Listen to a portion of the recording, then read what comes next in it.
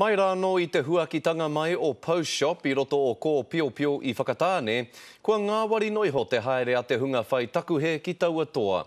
Engari no te katinga o Tauatoa, kua raruraru te hunga nei. Nā kona anō kua tahuri rātau ki te waitohu rārangi ingoa kia tūwhera anō ai. And you can fill in a name and your address. He umere nui na te iwi kāinga o ko Peo Peo, kia whakahokia mai tā rātau pau tāpeta, mea hiki ngā atu ki whakatāne taone.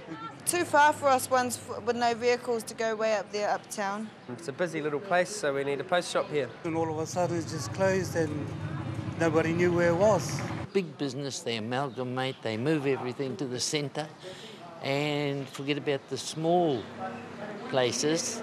Ko tatarima marama I aia nei, mai te tuwheratanga o te pau tāpeta hau nei ki te puku o whakatāne.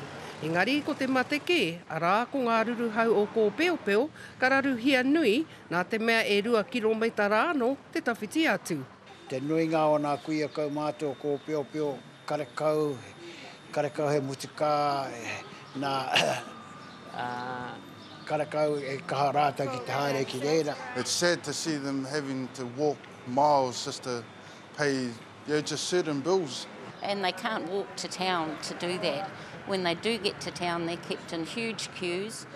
Mai te korehanga atu o te pau tāpeta, mai tēnei takiwā o ko Peo Peo.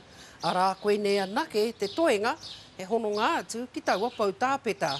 They might have consulted the community, but not everybody. They didn't sort of send like a pamphlet out there to say that the post shop was going to be moving. I tēnei wā neke atu ke I te onorau ngā ingoa kei runga I te rārangi petihana. A te wiki e tū mai nei, ka mauri atu ai ki te tari o Post Shop kei kirikiri roa. Me nā waimaria ai kore rā nei, a taua wā ki te ai. Ko Hinerangi Goodman, mō te karere.